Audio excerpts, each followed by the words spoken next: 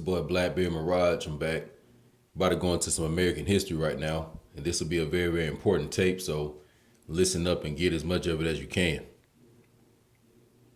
I've noticed a lot of people in the so-called black community do not like to show themselves approved, meaning that they have done their own studies. They've basically went into the books. They've done their own research, and they've connected a lot of the dots. You tend to see a lot of people wanting to, look at someone else's opinion or take someone else's facts, and then they will say that this is what it is and this is what it isn't. Of course, the masses of people will always be like this, regardless of their ethnicity and nationality, because this is how it was in the ancient and in the old world. So what we're going to do in this book is, on this tape rather, is I'm going to read into a book I like, that I have called The Occult Technology of Power. It's a book I have called, and we're going to go into this book, and basically I'm going to read into how, how knowledge and wisdom, it can be abused. And it can be used for, very, very egotistical purposes. When we think about stories like the Yakube Experiment, for example, this would be a mythological template of this. A man, or let's say a collective group of people who had a certain knowledge. And instead of, let's say, using the knowledge for whatever it was essentially, intended to do, the ego of man and sometimes the curiosity of man will tend to take him a little bit further. Because I was just talking with some people the other day, but a lot of people don't get to the God level within their human body because we can't separate the objective from the subjective. Let me repeat. A lot of people will not obtain the God level because we cannot separate the difference between the objective and the subjective. Real basic. There is an objective reality that exists regardless of our thoughts and emotions. And it also exists regardless of our influence. These will be, let's say, the 7 Hermetic principles of the cosmos and everything that is constant in what we call nature. Okay. So nature really, can be influenced by, let's say, a force greater than what it is. But as far as, let's just say humans and animals right now, the objective reality of nature, it is what it is. But as far as, humans, if we're not careful, a lot of the times we can get caught up in our subjective perception of everything. Although we are objective in nature, which is spiritual, because we have this ego and this vessel and this human body, more in particular, this human brain, we get caught up in the subjective a lot. And we forget that basically there is a reality outside of our perception, that is consistent and constant. And we're also connected with that reality. So just have an understanding of just certain esoteric wisdom that you all see converted in literature and stories, poems, etc. These people are very, very learned. And if they have a certain ethical pathology about themselves, they can use this information to do some damage. I can remember reading on my own astrology that it had a section on there that talked about some Libra and 11th house things. And it talked about me basically, I just did how I needed to be careful on how I use my own esoteric and occult power, because I may have had a tendency to do, some of these things. And, it's true. I could see how it could happen. Maybe if I had a certain, inverted type of ethical system. So what we're going to do is just realize that, a lot of the ways that foreigners got access to the Americas in the late 1400s, early 1500s, it was because the people that were at the higher end of society, that was across the Atlantic over in Southern Europe and on the coast of what we call Africa, and also here in America. But those who held information and wisdom and knowledge, these people were unethical from the top down, and they were already abusing their own people. So it was very easy for them to collaborate with others and exchange information to, just further the abuse. So I don't want you all getting so caught up, because I still see a lot of indigenous American people still giving, the brothers and sisters that go by the term more, which is still indigenous American here from America, but they just, go by that descriptive term, still giving and catching hell with them. But you got to remember that these indigenous chiefs here in America actually are the ones that sold us out first. You know what I'm saying? So don't never forget that, you know. It was a reason why a lot of the armies and a lot of the tribes were so, you know what I'm saying, divided, you know, before the European and them dirty ass Moors even showed up. Because a lot of these chiefs were using a lot of the information that I'm about to go into now, you know, for their own advantages. For example, I'll give you one. In the Old Testament, you have the story of the Pharaoh in Egypt when he had to have his dream interpreted by Joseph. Okay. And Joseph basically interpreted the dream and told the Pharaoh that he had to, you know, do X amount of saving for crops because there was a famine coming X, Y, and Z. Now, although the story is written in a mythological type of story-like fashion, at the essential root of it, we can clearly see that Joseph understood, let's say, crops. He may have understood weather. He could have understood a little bit of astrology, or in astronomy rather. So with all this knowledge and wisdom, he was able to provide certain information to the Pharaoh, which could in modern days be something as simple as, you know, looking at the weather channel, something that we may take for granted. But nevertheless, you know, interpreting a dream is something of that magnitude would be very, very big back then. So look at how Joseph was made king, you know, and put on the throne in Egypt because of that information. So never forget that knowledge is power. And, you know, if people don't really understand how knowledge can be used, then even if they were given the knowledge, it wouldn't really be of use to them, you know. But typically knowledge goes to the people who know how to use it. That's just how it is. That's just how it is. So we're going to read in this some pretty interesting stuff, and then we'll analyze it as usual and connect it to some history. Once again, the book is called Occult Technology of Power.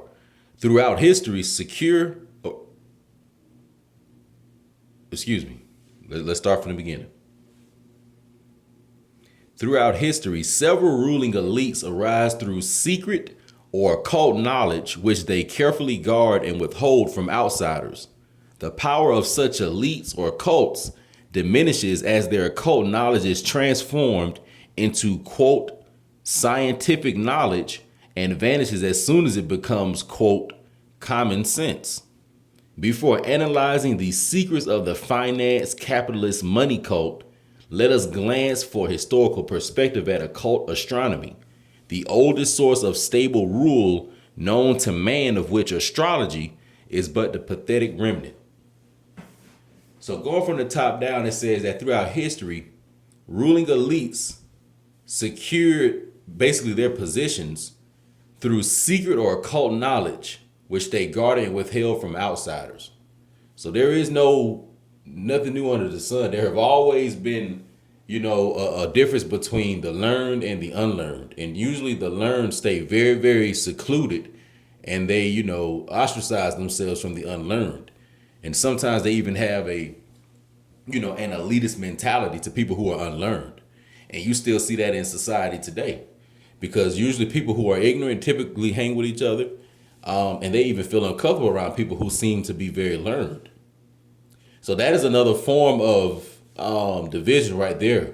The division between people who are learned and people who are unlearned. So you all think that classism and, you know, and status based on economics and so-called racism based on skin tone and stuff like that. Well, how about discrimination based on your learnedness? You know, the level of learnedness that you are at, or in the level of ignorance, you know. So there's even discrimination within that. It also says that when these occult cults or elite groups, they start to vanish when their knowledge comes, you know, into the realm of science, and also is, you know, known as common sense. So also remember too that everything that you all see in science was once in occult societies. Let me repeat. All the knowledge that you see in science was once held by occult societies. So these high priests of America that were initiating these Europeans, and some of these Moors too, when they came here to America, when they were initiating them into the Masonic system, they were the ones that were holding the information. All right. So if they say that the Moors across the Atlantic in Southern Europe were the custodians of the Egyptians, but the Egyptians say that they came from the ancient people of the West, that means that all this stuff originated right here in America. So we know for a fact that, as I said in a previous tape, when a lot of these United States colonists these colonists of Albion rather, and King George III.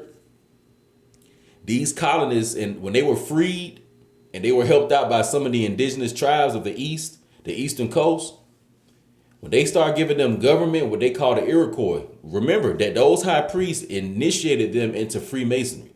Okay? So when they gave them a system of government, they initiated them into Freemasonry. Because you got to think, if they were breaking off away from King George and let's say the British rule, if they were going to start their own template, of course they would probably keep some of the things that they knew, but they had to connect to what was already here on this land.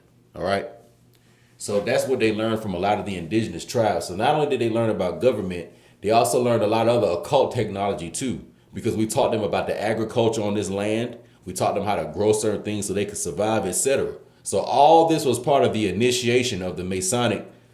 This was all part of the Masonic initiation, okay, which was actually carried out by the indigenous Americans. So we initiated them in that. A lot of them were not Masons before they came over here. Some of them were, but a lot of them were not. All right. Also, too, it says that there is also a finance capitalist money cult. So when we talk about, let's say, Wall Street and the game of finance, borrowing and lending money, the whole game of compound interest, the whole game of savings accounts and things like that. See, the money game is a form of it's all a form of occult technology and occult wisdom. And there are people who understand that thing to a T, to where they know how to manipulate it and can control their gains and losses. So that's a certain information that's held in certain secret societies amongst themselves, you see? And they're not going to let that information get out to the public. That's why they have a federal crime called insider trading. When there are certain groups of people that have information where they hold stock that other people in the public hold as well. But those people that have the private information, they'll make certain decisions ahead of time before the public knows.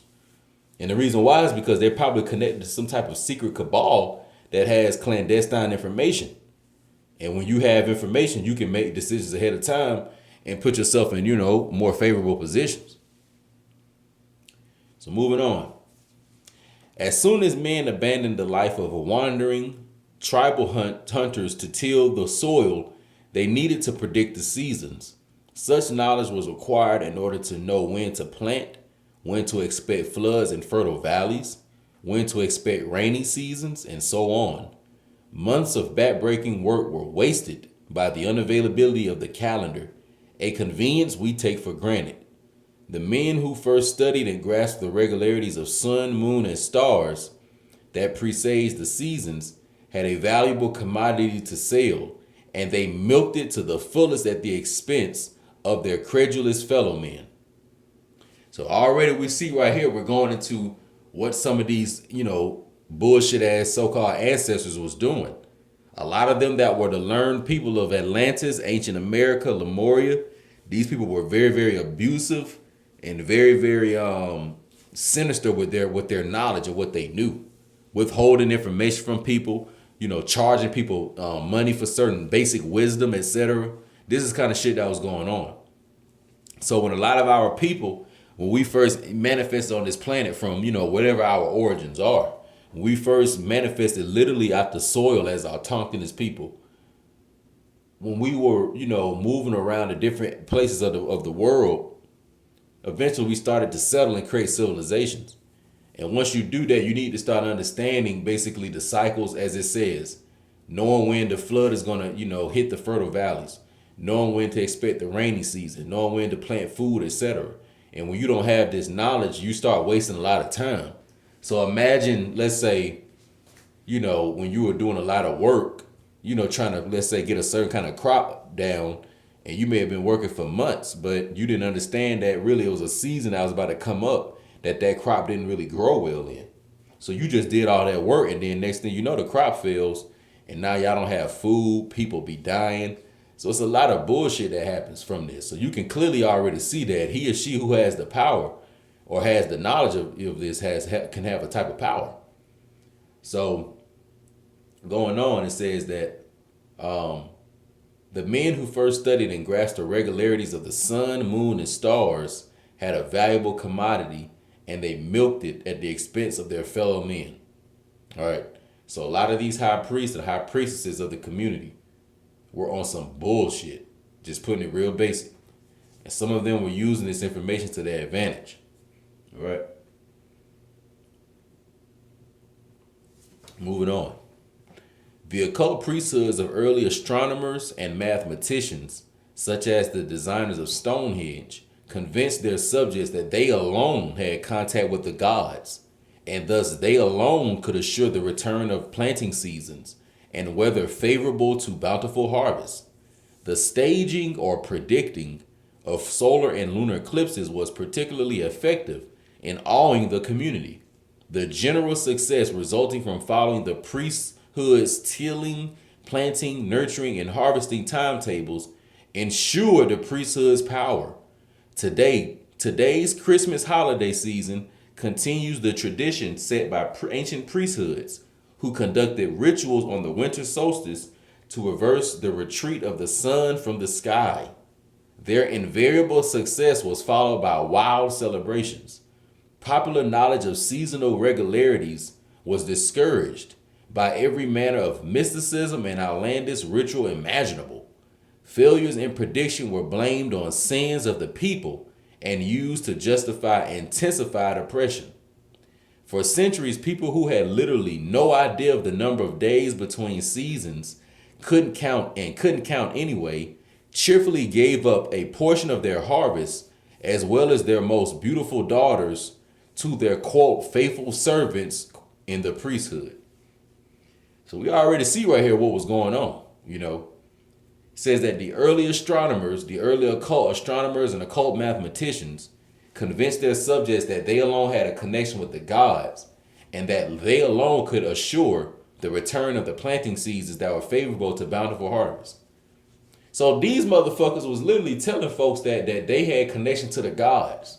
So when you all hear these stories about, you know, this in a lot of these mythologies, you know, no matter where they are, when they talk about it was this high priest or this god and they had contact with the demigods or they had contact with the Elohim or the Asuras or any of these different, you know, angelic type of entities and they alone, or even how you had the Moses and the burning bush situation. Because even in that situation, Moses really was just a high priest. And he was the one that was providing a lot of the leadership to, you know what I'm saying, the Israelite community. And even in the story and even in the movie, they even went as far as to show you that when Moses was having his encounter with, you know, the quote unquote God, that nobody else could even see the God because Aaron would peep around the corner and couldn't even see the burning bush. So a lot of this has already been shown in certain mythos where you will have this certain character where they're saying that they have the connection to God, but no one else does. So where are you all seeing that same shit today? You know what I'm saying? You seeing that in the black church, you know? You seeing that in the so-called black church, where the black priest says that, you know, you have to come through him, and, you know, then he says that you got to go fuck with Jesus Christ, and then Jesus Christ said that you got to fuck with him in order to get to God. So it's all these different middlemen you got to go through just to get to God, you see. But these middlemen have to get paid, you know, in order to give you that access. So this is some of the shit that they was doing, all right? So imagine if, you know, the planting season, like that's like when the summer, spring, winter, fall come around. Like, y'all wouldn't pay nobody for nobody to tell y'all when that shit coming. I mean, by now, a lot of y'all can tell just from feeling the weather, you know. But some people back then, you know, they probably just didn't know. And this is where this abuse came in. Also, when they had certain solar and lunar eclipses, you know, these priests were able to predict that.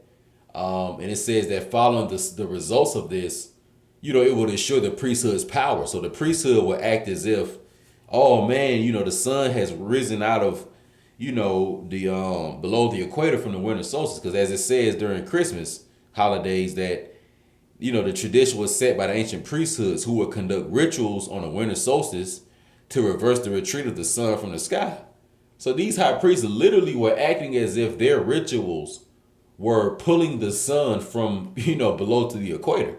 and making people worship them as if the sun naturally was not going to come above the equator if the high priest didn't connect with the gods, if all the people didn't give their beautiful daughters and sacrifice all their food and all their money and gold to the high priest. So this is the same shit that the Pharisees and those different dirty ass Israelites were doing. For example, it's around, I think, in the book of Samuel, I want to say, but it was a priest named Eli. I think he was blind, but anyway, he had some sons, and it said how his sons, what they was doing, they were some priests, and what they was doing is like the food that was supposed to be for sacrifice, they was taking their forks and sticking it in there and like taking the meat off and eating it and shit. So these niggas were eating the meat off the sacrificial food, and then all the women who were, the door women of the temples and of the synagogues, they were sleeping with all of them. So these niggas was running through the little temple women and shit. So this shit is nothing new that you see the so-called black pastor doing. You know what I'm saying? This is what that shit is. It's like Ecclesiastes. Ain't nothing newer than the sun. Hold on, let me get a little drink real quick. Ain't nothing newer than the sun, man.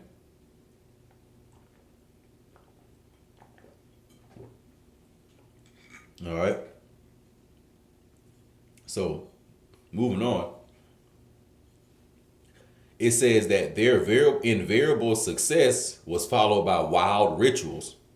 Popular knowledge of seasonal regularities was discouraged by every manner of mysticism and outlandish ritual imaginable. So they were even discouraging the idea that this was a regular phenomenon, that the sun does this same thing every year. The priests were even discouraging that was happening, and were requiring these people to do all this wild stuff. So can't you imagine that a lot of these priests was getting women to bust it open and getting women to do, a lot of shit, being orgies and all this other type of shit being passed around and all this other type of stuff just to ensure that the moon and the sun rise back the next day? This is where that comes from. So even when they tell y'all a lot of that dumbass shit about the Aztec and the Maya, which really isn't true, because a lot of them that were doing a lot of this sick sacrificial, human cannibalism stuff, this with these Mongoloids and some of these other pale amalgamated Asiatics that came around the 1300s. And it was a lot of them doing a lot of this flesh-eating stuff. But nevertheless, even when they tell you that, how they would sacrifice somebody and pull the heart out, to ensure that the sun would rise the next day. Like, this is the type of shit that they had going on. Okay? This type of shit they had going on.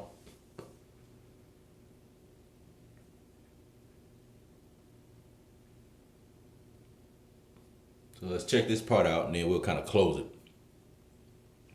The power of our financial capitalist money cult rests on a similar secret knowledge, primarily in the field of economics.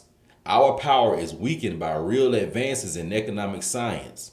Fortunately, the public at large and most revolutionaries remain totally ignorant of economics. However, we established money lords have been able to prolong and even reverse our decline by systematically corrupting economic science with fallacious and spurious doctrines. Through our power in the universities, publishing, and mass media, we have been able to reward the sincere professional cranks whose spurious doctrines have been to rationalize in terms of the common good, the government-supported institutions, laws, and economic measures upon which our money powers depend. So basically what this is going into is that there is a secret society money cult that ultimately is what rules this whole world. So it's not no Illuminati, it's not no devil, it's not no reptilians, it's not no grays, and it's not a lot of this other dumbass shit that niggas is talking about on YouTube, man. I can't cap. And I'm not even saying that some of that stuff is not real. I'm not saying that it's not. Like, of course, some of that stuff may actually be real.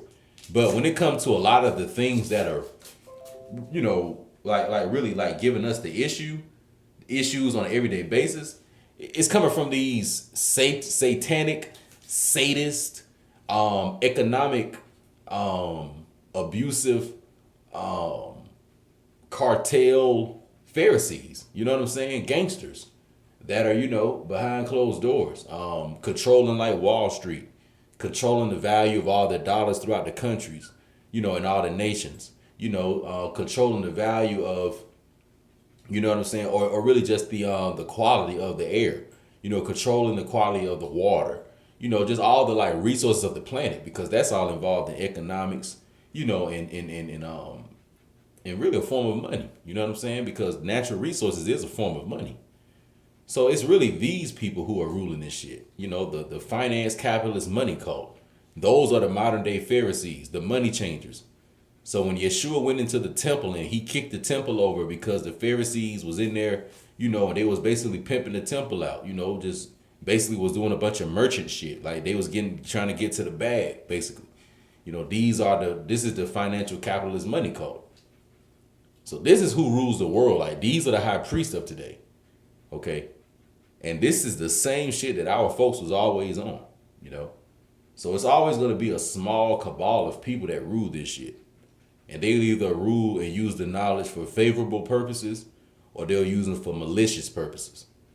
And that's really just up to them. Because as far as the masses will always follow whatever these people set for them. You know, and that's just how that goes. But it's the boy Blackbeard. I just hope y'all got a little education from this one. But stay tuned for the next one. I'm out.